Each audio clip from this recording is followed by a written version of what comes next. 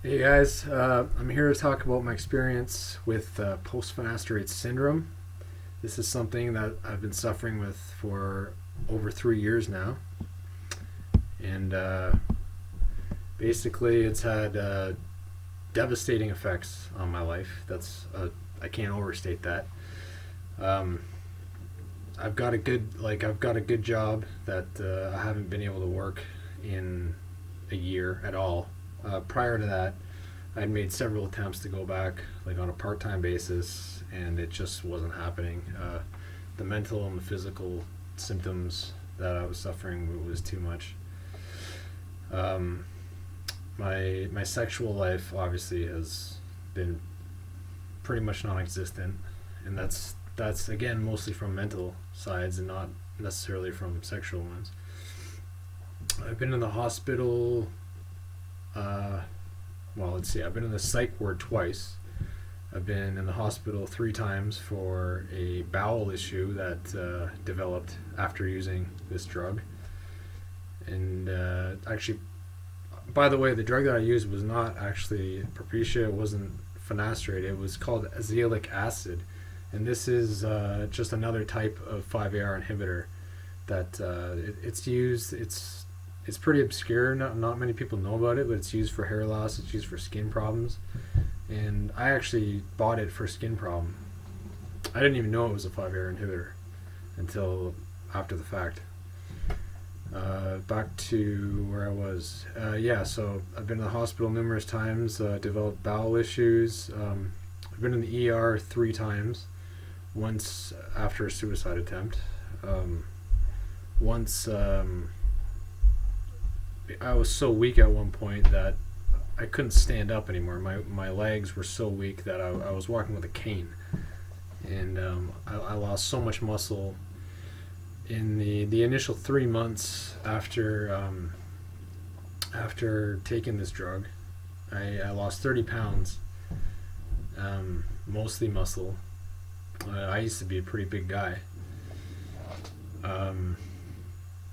Doctors I've seen, I can't even count the number of doctors I've seen. I found one doctor who is familiar with post-finasteride syndrome, and he's sympathetic, and I'm starting to work with him on some treatment options. I listen to a lot of bro science on the internet, lots of wacky theories and wacky treatments that people try.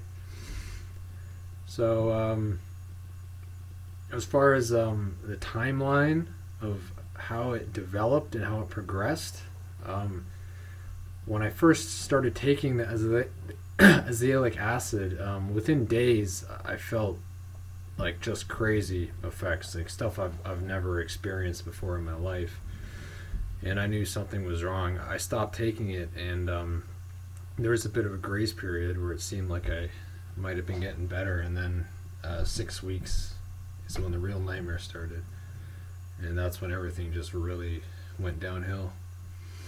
For the first 2 years, I focused really just on natural, clean living, like especially focusing on diet and how much exercise I could handle, and a lot of sunshine and meditation, that kind of stuff. And I did make a lot of improvements, especially physically and sexually during that time. But things got worse around the 2 year mark. I suddenly started experiencing very extreme fatigue and depression, and the muscle weakness came back, and things just got worse and worse. And that was over a year ago, and I'm still recovering from that. I mean, things have improved a bit, but I'm definitely still struggling with especially the fatigue and depression symptoms. So at this point, I am ready to try some more, well, real treatments, like pharmaceutical stuff. I'm talking like I just recently started HCG, and I'm gonna see how I react to that, and I may, well, I probably will try testosterone therapy. that may help with the fatigue and depression, at least. There's also some other therapies that I've been looking at, such as peptides. And there is a DHT-based steroid that is widely prescribed called Proviron. That's something else I might like to consider. So I'm going to keep it brief because I'm not really good at speaking about myself or stuff like this. But